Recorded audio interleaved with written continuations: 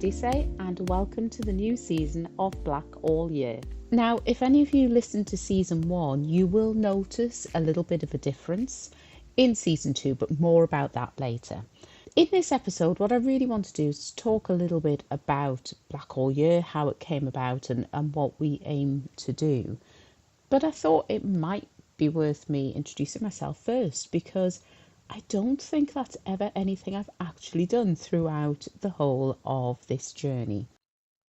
So as I say, I'm Steph Edusei. I am a senior leader in health and care, and I am delighted and honoured to be the Chief Executive of St Oswald's Hospice, which is a large children's and adult hospice based in Newcastle upon Tyne in the northeast of England. I'm also a coach, a speaker, and I am the creator of Black All Year. Now, I actually grew up in the 1970s and 80s. Yes, I am that old. But I grew up in Newcastle upon Tyne. And Newcastle then was a very, very different place to how it is now. It was predominantly white, very industrial at the time. We still had that very strong industry of shipbuilding. We still actually had things like coal mines. Like I say, I am that old. And it was a really fantastic place to grow up. But also as a black person, it was quite isolated. There weren't a huge amount of people who were black in the northeast and in Newcastle. There was a slightly higher South Asian population and East Asian, predominantly Chinese population, but definitely not of Black African or Caribbean heritage. I myself am actually of mixed heritage. I have a Black African Ghanaian father who came across to Newcastle in around 1963 to study and met my mother, my mum. My mum is a proper born and bred Geordie. She's actually white, very white. She has red hair and she grew up just outside of Newcastle on the banks of the River Tyne. So she is about as Geordie as you can get. And I like to call myself an Ashanti Geordie. Although I grew up in Newcastle, a lot of my upbringing was influenced by my father's Black African culture and also of family members that were around us. And you might wonder what I mean by that. Well, there were foods that I ate that people around me didn't eat. I'm always amazed to find out that some people in the 70s and 80s weren't eating rice as standard, weren't eating spicy food as standard. And actually a lot of music that I listened to that we had when we had family parties was very different to the music that a lot of people were listening to at the time. We had that very much that influence of black culture, but actually we were listening to music by African artists as well. So really, really different at that time. Not so different now when music comes from all around the world, and I really celebrate that. But it was different. And things like we had family members that would live with us and live with us for extended periods of time, and that was just normal. So I thought that everybody had this. I thought that everybody would have an uncle who came and stayed with them for months, and sometimes longer. To me, that was just the way I was brought up. I was used to having huge parties and going to huge parties with lots and lots of uncles and aunties. It then turned out that actually there weren't even uncles and aunties, they were just friends of the family. But that respect that you gave people in calling people uncle and auntie and things like that, which in some ways it's quite strange. It's something that was very much and still remains very much that black culture, and it's also there in South Asian and other cultures. But it's quite dominant in the northeast as well, actually, that you call your next door neighbour auntie out of respect. So yeah, I grew up in that kind of experience of being very different, being mixed heritage. Most people around me were white, and if they weren't white, they were then of full heritage, so full South Asian, full Black African, full Black Caribbean or whatever, and not mixed. I certainly didn't see any adults growing up as mixed heritage. And it may be that we'll do a future episode about being of mixed heritage and what that may bring. One of the things, though, that at some point I acquired, or maybe I was just born with it, maybe it's a family thing, I don't know, is that I developed a really strong value that was about fairness. I can tolerate a lot of things as long as they're fair.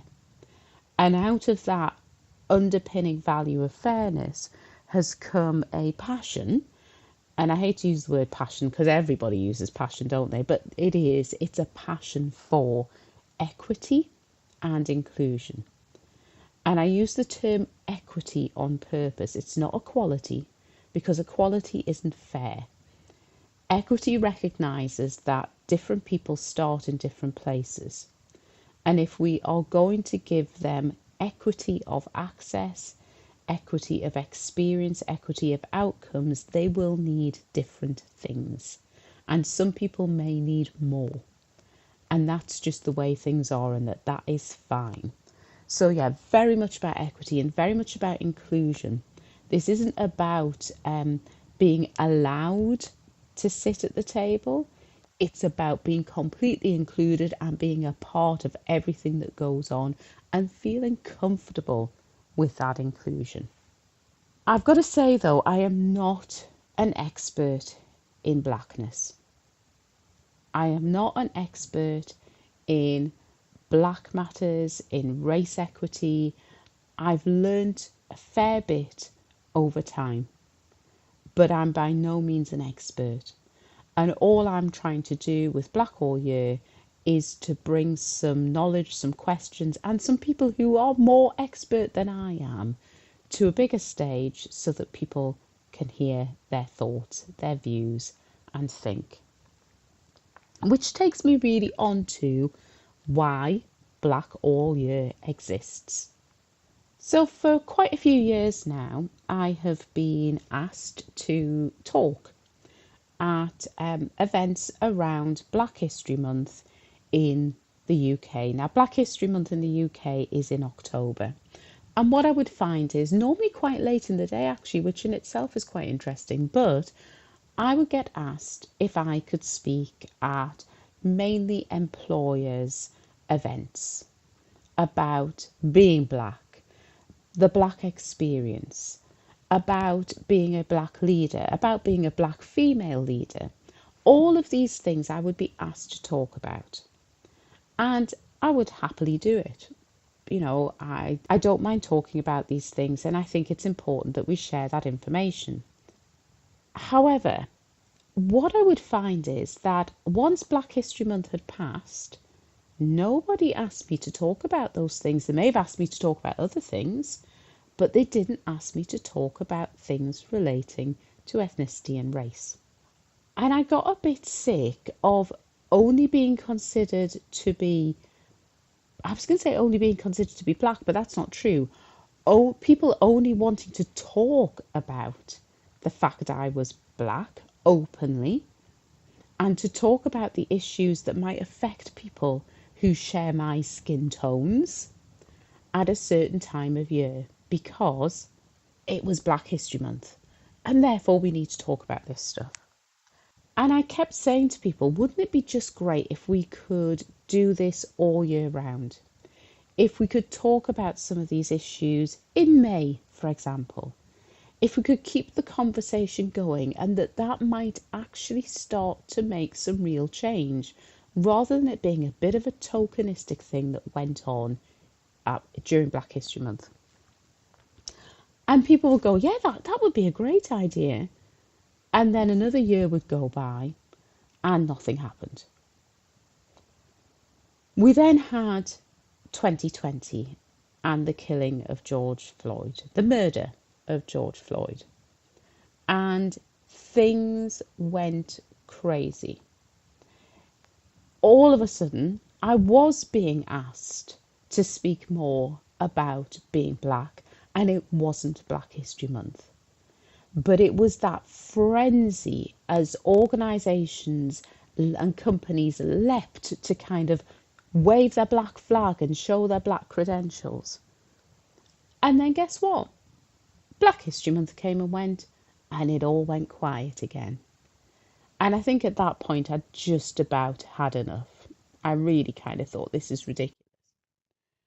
So another Black History Month came around in 2021, and I thought, I've got to do something about this. Nobody's paying any attention. I have to create something.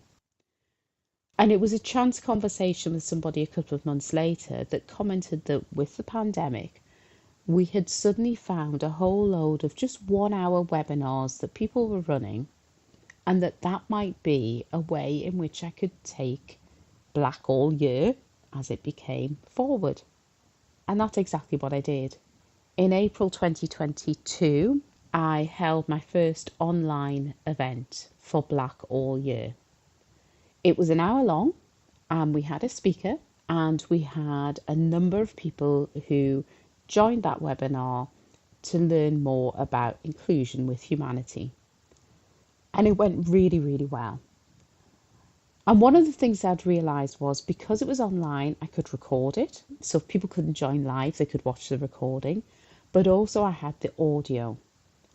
And that was when Black All Year podcast was created, because I simply took the audio from the live event and used that as a podcast.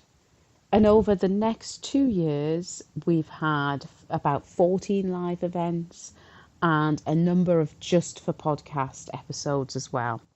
And we've discussed a whole range of issues such as Black maternal mortality, Black men's mental health, the importance of language, as well as having interviews with the first Black Police and Crime Commissioner in the UK, with dancers, with authors. And one of the things that I'm really proud of is some of the amazing feedback that I got about how it has changed people's perceptions and how it's introduced concepts and situations that particularly white people were just not aware of. And I've also had a lot of thanks from people of colour for creating this platform, for allowing some really important and difficult at times topics to be discussed, and for using my voice to amplify theirs. And that has just been a massive honour and privilege to be able to do that. Now, this has been me, and as you heard at the beginning, I'm quite a busy woman. I do quite a few things. I'm a dance teacher as well, and a number of other things aside from that, and it was really getting to be a lot. But I couldn't drop Black All Year. It was just too important, and it was doing a job that needed to be done. So I reflected and have decided to change the format. So season 2 of Black All Year is, as I said, different to the previous season. All of those back episodes are there, so if you want to learn about any of these things and hear those conversations, and I really hope you do if you haven't already, and that you take the time to listen to them when you're on a walk or whatever, please go back and access them. But these are going to be shorter episodes, so they will be more accessible. You should be able to listen to them on a short commute or whatever. They're also going to be more frequent. I'm aiming for weekly. We may have the odd glitch in that, but I'm really hoping that I'm going to be able to maintain weekly. And at the moment, we've got some fantastic guests lined up to make sure that that happens. And podcasting is going to be the main platform. Now, that's not to say that there won't ever be any live events, because there probably will be in future. But podcast is going to be where I'm focusing my energies for now. It is the most effective way to have this discussion and for people to hear. I am always willing and happy, and in fact, I would encourage you to give me feedback. I encourage you to contact me and let me know what you want to hear discussed, what you want to know more about. If you would like to be a guest, I'm really keen to hear from you too. But this is Black All Year, and that is me, Steph Edusei. I'm really looking forward to the new season and to sharing with you. Please remember to subscribe, to rate and to review this podcast, because it'll make sure that you get access to it as quickly as possible, but it also helps others to find the content too. And that's what this is all about. Take care, everyone, and I shall speak with you very soon.